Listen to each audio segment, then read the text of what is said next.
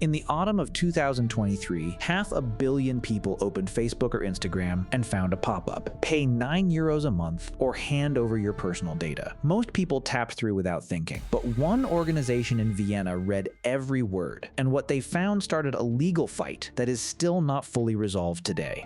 Before Meta became the company standing in front of a European investigation, it was already the most dominant social media platform on the continent. Facebook and Instagram together reached roughly 450 million people across the European Union, controlling what people saw, how they communicated, and how advertisers spent their money. For years, that model ran on one simple engine: personal data, collected continuously, used to serve ads so precisely targeted that advertisers paid a premium that no other platform could match. It was enormously profitable. And then, in the autumn of 2023, something changed. Europe had passed a new law called the Digital Markets Act. The idea behind it was straightforward. A small number of tech companies had grown so dominant that normal market competition had stopped working around them. The law called these companies gatekeepers, meaning platforms so large and so entrenched that other businesses and ordinary users had no real alternative but to use them. Meta was designated one of these gatekeepers, which meant it now had to follow a stricter set of rules, including rules about how it could collect and use personal data. And this is the part that matters most. The law required gatekeepers to give users a genuine,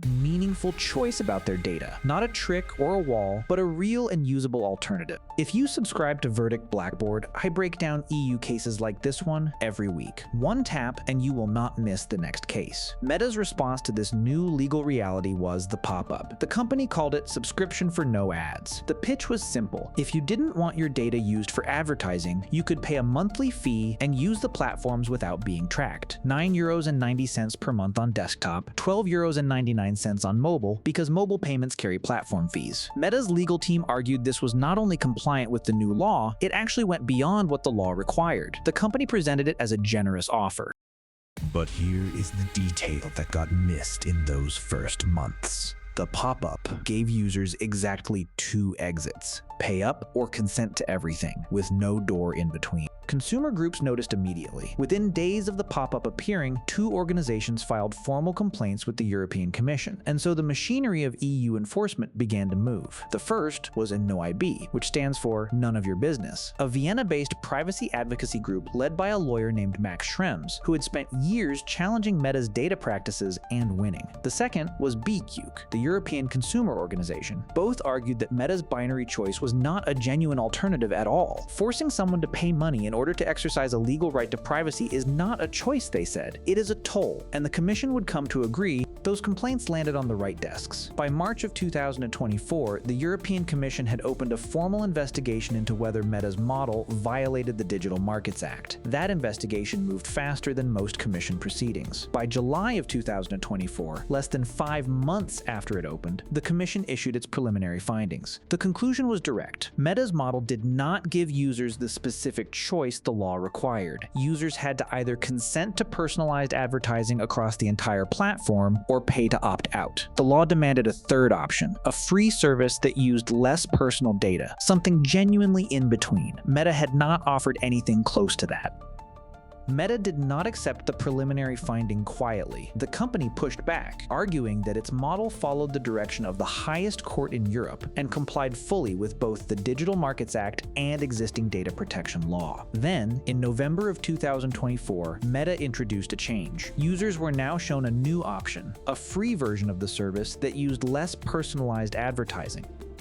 On paper, this looked like exactly what the Commission had asked for. In practice, the Commission looked at the new version and found it still did not meet the standard. The new option was buried in the interface, presented in smaller text, framed in a way that made full consent feel like the natural and obvious path. Choosing the limited option required more steps, more clicks, more deliberate effort. The law required a genuine equivalent, and therefore what Meta had built was still not enough. The investigation continued. Meta had now tried twice to fix a pop-up that had 500 million users watching, and both times Brussels said, not good enough. By early 2025, the investigation had been running for just over a year. The Commission had reviewed Meta's revised model, held internal deliberations, and prepared its final decision. decision. Former Competition Commissioner Margrethe Vestager had spent years warning that Meta's advertising model failed to give citizens real control over their own data, and the new commission under Teresa Ribera was not going to walk away from that position. In the spring of 2025, Commissioner Ribera stood at the podium in Brussels and announced the result. Meta had breached the Digital Markets Act. The fine was 200 million euros, covering roughly 8 months of non-compliance from when the investigation opened through to the point when Meta introduced its revision. It was the first significant fine issued under the Digital Markets Act since the law came into force. The enforcement era had officially begun. Meta said it would fight, but the fine was the smaller problem, and everyone paying attention to competition law in Europe knew it. A company spokesperson called the decision incorrect and unlawful, and therefore Meta announced it would appeal to the General Court of the European Union. Under EU law, an appeal suspends the obligation to pay, which means that 200 million euros has not moved. It is sitting in legal limbo while the courts work through the case, a process that typically takes several years to resolve. And here is the detail that most coverage missed. The 200 million euro fine was not the punishment Meta feared most. It was the remedy that came attached to it.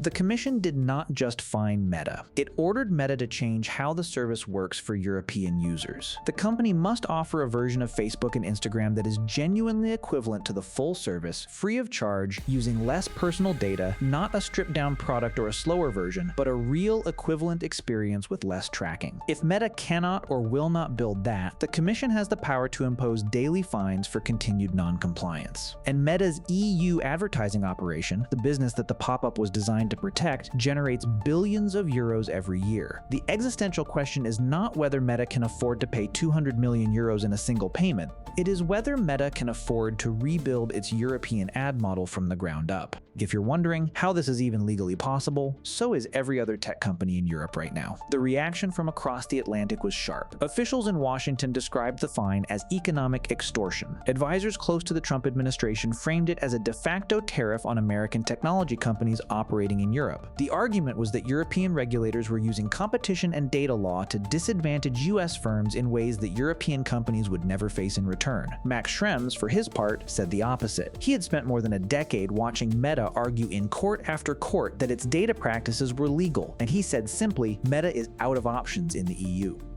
Both things can be true at once. The fine is real, the political tension is real, and the appeal is real. What is also true is that the Digital Markets Act was designed precisely for this moment, a moment when a company large enough to ignore smaller penalties would have to face a legal framework built around changing behavior, not just collecting fine. Meta is not alone in this position. Apple received a separate fine of 500 million euros under the Digital Markets Act in the same period for different conduct related to its App Store. Other tech companies designated as gatekeepers, including those operating search engines, online marketplaces, and cloud platforms, are all watching the Meta case closely, because the outcome of Meta's appeal will set the legal boundary for what the Digital Markets Act actually requires in practice. In the autumn of 2023, 500 million people tapped through a pop-up without thinking twice about it. That pop-up is still there in some form, still asking users to make a choice about their data. But the question of whether that choice is genuine is no longer one that Meta gets to answer alone. The Commission asked it, the courts will answer it, and the next time any platform puts 2 buttons in front of you and calls it a choice, you will know exactly what to look for. That is what 200 million euros buys in Brussels. Not silence, but a question that has to be answered properly. If this kind of breakdown is useful to you, subscribe to Verdict Blackboard. New case every week, same format, no filler.